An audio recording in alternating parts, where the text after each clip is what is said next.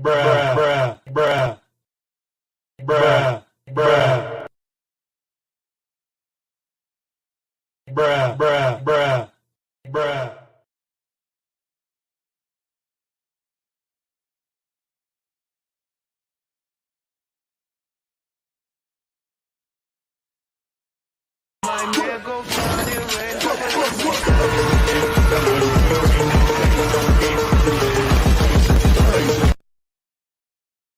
Bruh, bruh.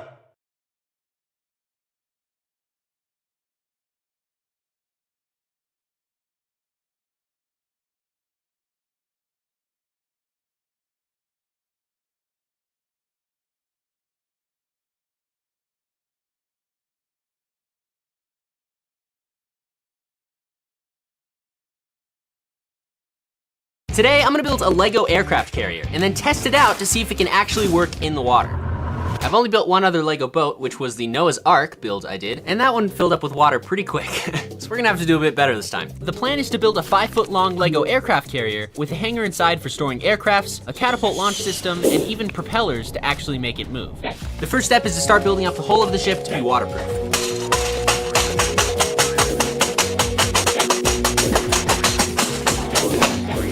I had to buy a lot of pieces for this. So I'm gonna lay down the first few layers on these base plates, and then we'll have to taper it out and up from here. This brings us to our first problem, which is these cracks in between the base plates. The thing about Lego is that they're not exactly watertight, but I do have a plan for how we might be able to fix that. I bought this heavy-duty saran wrap, which hopefully, if we put it between the plate layers, it can actually help keep the water out and kind of seal the cracks. This worked okay for the Noah's Ark build, but that was regular saran wrap. This is actually ultra premium strong. We just take this and stretch it right over the first layer, and then we'll just add another layer of plates. I'm gonna put a layer of bricks all the way around this, and then we're gonna start tapering it out and overlapping them.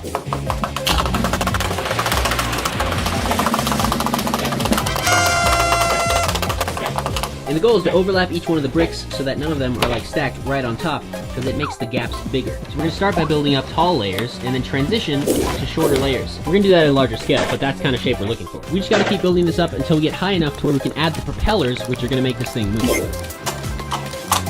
All right, here we have the hull so far. And as you can see, it's not bending, which is a truly good sign. Now, what we're gonna do is build propellers for it. The propellers need to be in the bottom, underwater. But we can't just drill holes through the side of this and then stick axles through the propeller, because then water would get in. And the whole point of using the saran wrap and all that stuff is so that water doesn't get in. So my plan is to attach some propellers on 90-degree actuators so that we can stick the motors and everything on top, but the axles will lead all the way down to the propellers, which will make it actually go. Pretty much the closest thing to a propeller Lego makes with an axle hole is this, and this is literally the size of my thumb. We do make these blades, so if we attach some of these together, we could get a pretty good propeller. All right, we have our finished propeller design. Now, that's really looking complicated. I don't know what's happening. Also, you're spinning it around. Basically, just had to angle each one of the propellers and then hold it in place with these pieces here. So if we grab our motor and our battery box here, will it work? I think we need to actually test this underwater. Maybe they'll start moving, let's see. Oh, we overdrew the motor already. This is good news. Or, no, it's not. This is news. We need a gear ratio. Would you quiet? Now we've added a small gear ratio here. Let's see if it works. Wow. Dude, this what's happening is the motor is sensing that too much power is needed, so it shuts off because the water is slowing it down. I'm thinking if we just remove one of these units, that might be enough, because that's a lot of power. Nice. Okay, so well, at least we know that the propeller works. Now we just have to figure out the gear ratio, and the system is going to make this go underwater instead of having the motor level with it. So that's underwater. So now that we have a working propeller design, I'm pretty sure, my plan is to use these little 90-degree thingamajigs. If we attach two of these like this, we can make it actually spin at a 90-degree angle. They're going to sit right about here, but I can't install them because clearly the walls aren't high enough. I'm just going to build up the walls a few more layers until we get to the area where we're going to build the hangar. Now, kind of start at the bottom and then work our way up. Dang it. I was trying to move a brick and I made a little hole. I'm going to add an extra piece of saran wrap there and hopefully that'll seal it in. We got the first layer of bricks over the saran wrap. End of day one building this, and my plan tomorrow is to add another layer of saran wrap because, as you can see, I was a little short in measurements. So yeah, now we just got to build up these walls higher, and we'll be good to move on to building the hangar. For the floor of the hangar, I'm gonna use a bunch of tiles. And I think if we hammer these down, that'll really seal the floor. That is gonna be really strong. That's an issue. The thing about adding the saran wrap is that there's just a little bit too much space between the bricks. Obviously, that's not the best thing for this, but I think sacrificing that is gonna help improve the waterproofing. So it's worth it. So I just gotta finish up the floor, and then we're gonna add an elevator that actually works to raise the jets up to the top. This thing is enormous. Literally, this is already bigger than the Noah's Ark build we did. Inside that we can detail, I just added some plates and tiles to the ground, and I did like 3 or 4 layers of the saran wrap in different places. Now I built up these walls here that'll be cool thick. It doesn't have saran wrap on the top part, but I think I have a genius way to kind of soak up some of the water that'll leak in. I sliced up SpongeBob into 30 different pieces. Actually, I just bought a bunch of sponges. These will go inside the walls.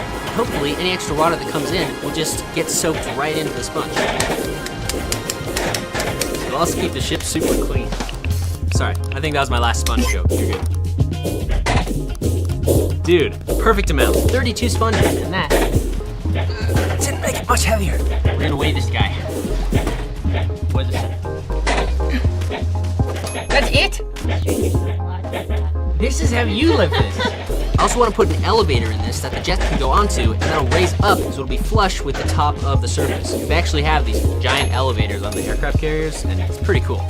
This will be our elevator. So my plan is to put this on 2 pulleys that'll be controlled by these 2 motors, and it'll basically raise it up and down. The problem is this is going to be really fast, so let's grab a worm gear. This thing has a gear ratio actually built in already, so hopefully this will make it just a little slower. Let's try this. There we go. That's very elevator-y. We just gotta find a way to mount the motors to the base. There we go. Now that we got the basic mechanism, all I gotta do is install this in the hull of the ship, and ideally, it'll work. Hey, it's working. Let's go. Uh-oh. Well, there's one issue. So it just needs a little bit of fine-tuning, but the idea is there. And then, so this is level with the top. I'm just gonna put a layer of bricks on it, as well as a ramp right in front, so the jets can actually get onto it. There we go. Look at that.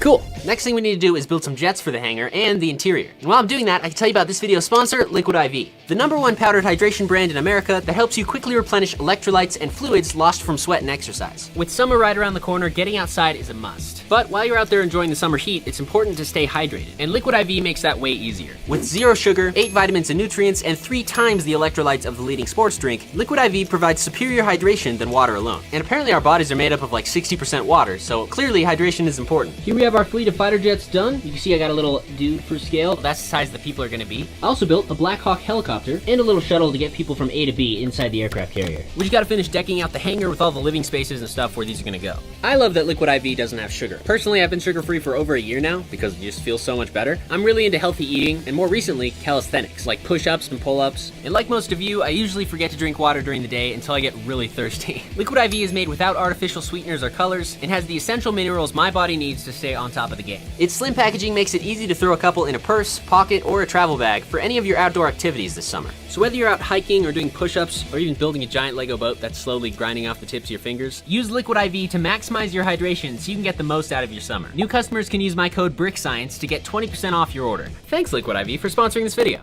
And now we've completely finished the interior of the hangar. We have our engine room right here, a nice cafeteria with some round tables, and then moving over here we have our living quarters, just a lot of beds. Building stuff in mini scale presents an interesting challenge, but it looks pretty good in my opinion. Now we need to build the top deck, which is going to have a system for launching jets. And since that's the most important thing, I think I'm gonna build that first. So basically what we need to do is build a simple catapult that can shoot one of these jets. And so on the bottom, as you can see, I've added some of these nice little rounded plates. And what these allow us to do is actually build a track for it so it doesn't go right or left. All right, now that we got the base built out, we just need to build a sled that will actually push the jets across. So I have some elastic. I'm gonna do something similar to what I did for my crash test simulator.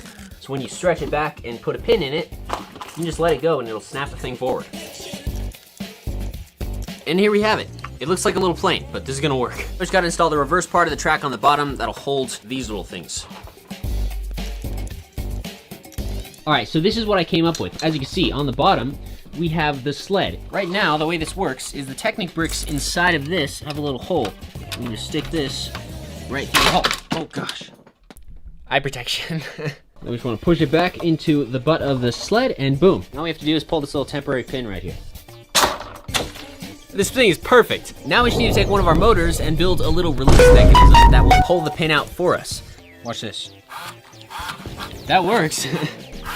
Push this guy back, locks in, and you cannot move that. And this is just a pretty simple rotational linear actuator mechanism that just works like this. We have a radar gun. We're gonna see how fast it actually shoots. I want you to put it right here so it doesn't hit the lens. I'm scared. Here we go. Ow. 16 miles an hour. It worked. Broke my wrist. Sorry, dude. 18 miles an hour. This thing shoots pretty fast. Check it out. I even built a heat shield deflector. And that's just built using a linear actuator. It's a little 90-degree thing here. It just pushes it up like that. Now that we got the release mechanism complete, we can actually install this thing on the top of the deck, which we need to build.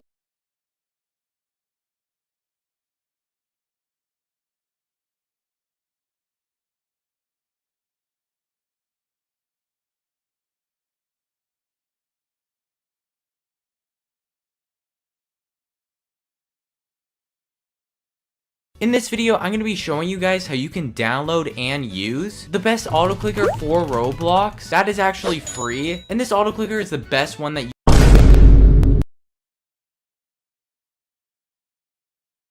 you can use in 2022. And if this video does end up helping you out, make sure to hit that like button and subscribe to this YouTube channel for more awesome tutorials. Anyway, let's get straight into it. So the first thing you want to do is go in the description down below and click on the link that I put there for you guys. Once you do that, it will take you here. And just so you guys know that this is safe, literally over 1 million people have downloaded this auto clicker in the past week.